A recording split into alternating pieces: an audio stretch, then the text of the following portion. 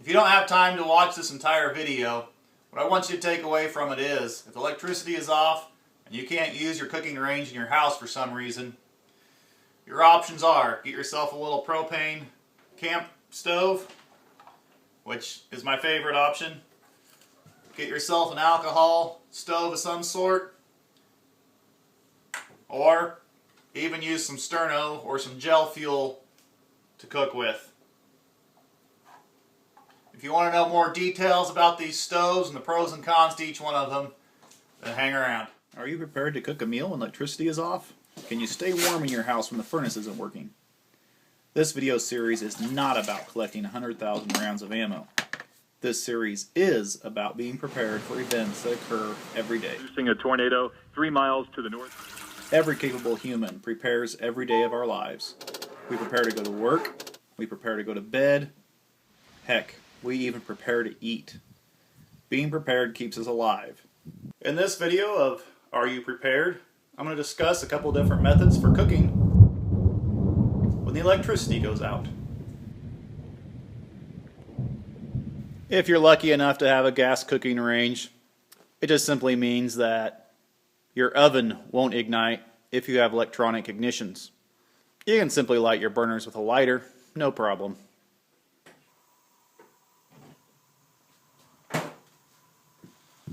But in a lot of places, they don't allow you to have a gas range. So what are you going to do? The simplest solution is getting yourself a little propane camp stove. I really recommend propane because even though all the labels say do not use this indoors, you can actually use it indoors. It's the same thing as a gas cook range, that you have in your house. But, obviously, for liability, in this day and age, I gotta say, don't use it indoors. These propane canisters are really easy to get. Basically, any big box store has them, and any hardware store has them. You can get them virtually anywhere anymore. Heck, I've even seen them in convenience stores here lately. So that's what makes it nice, is the propane is really easy to get. At least here in the United States. This one works just by simply, make sure it's off, but it works by simply just screwing that on the top and then putting it in this base. Simply turn it on and give it a light, and you're up and going.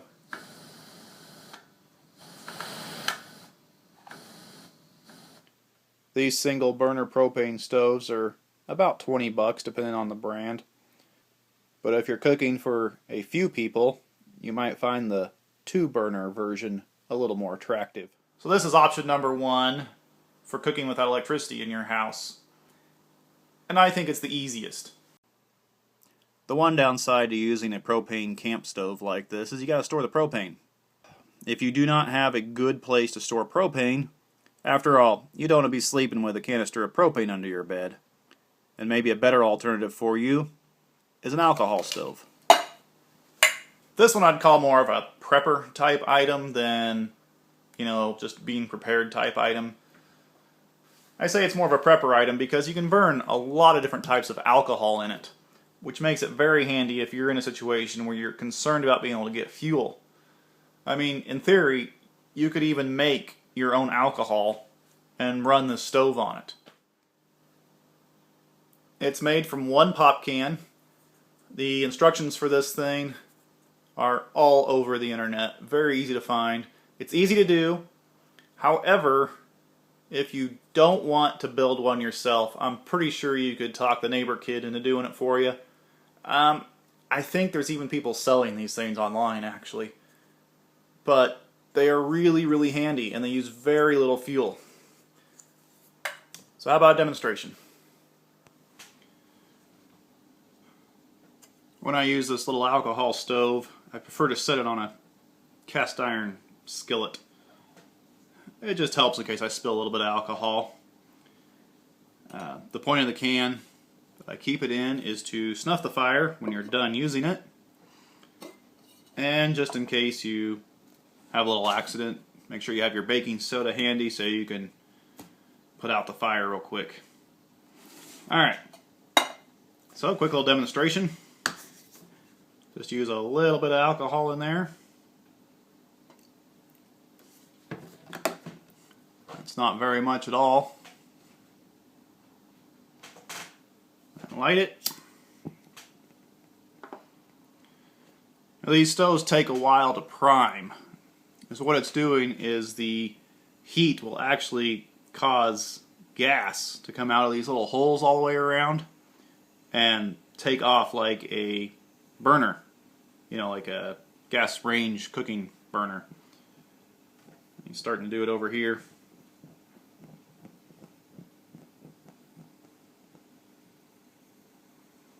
So that wasn't too bad for it to prime and start burning nice and hot.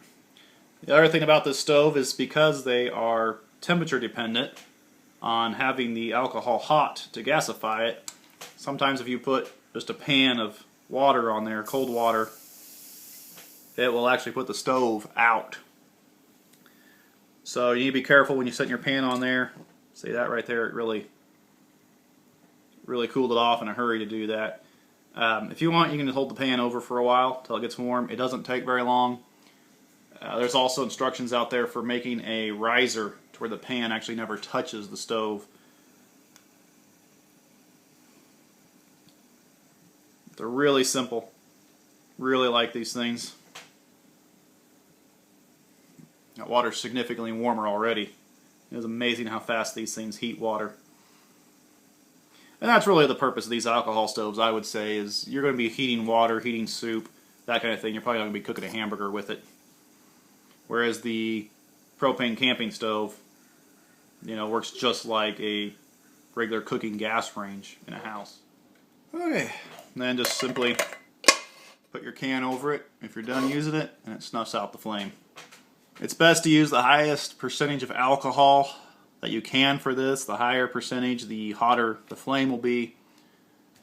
I have tried different types of drinking alcohol in it, and some do work, some do not work. So play with it before you go buy some drinking alcohol to keep in store for this. Also, when you're storing alcohol, it's fairly safe to store. Most people even have it in their medicine cabinet. But if you're going to have it for long term and the bottle's been opened, I recommend sealing it. You can probably get by with just like a Ziploc bag. But if not, use your vacuum sealer. But don't actually use the vacuum part of it. Just seal it with that. And that's the alcohol stove. Really handy. Very useful.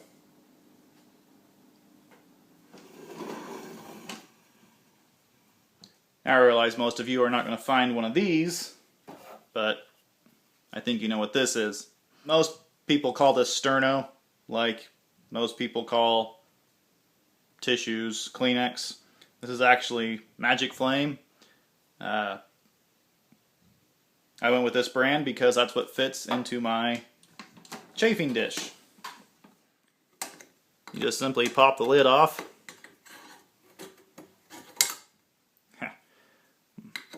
My can opener is hitting the ring up here. And simply light it. A nearly invisible flame. Especially considering the flame is blue and it's against that blue gel, that is really hard to see. And then to put it out, well, you can do it two ways. This one comes with a little snuffer, or you just put the lid back on the can.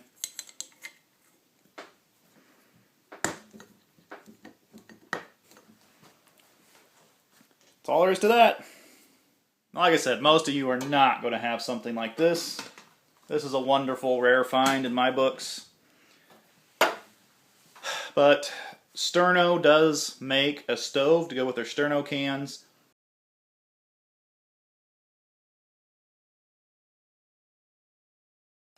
You could make a Sterno stove really quick by punching 6 holes with a can opener in the bottom of a can and punching a bunch of holes with a hole punch around the top of the can.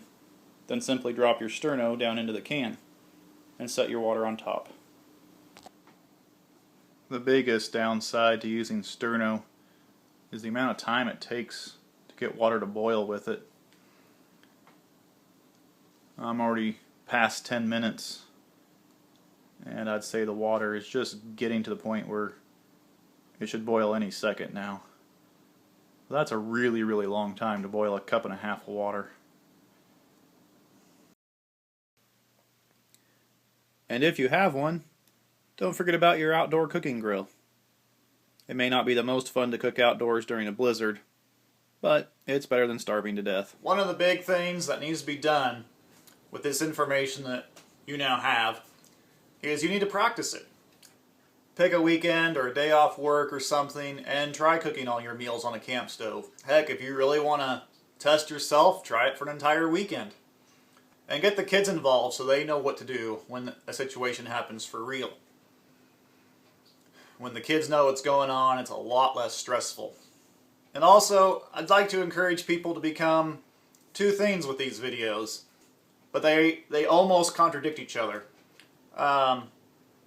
First off, people need to be more self-reliant.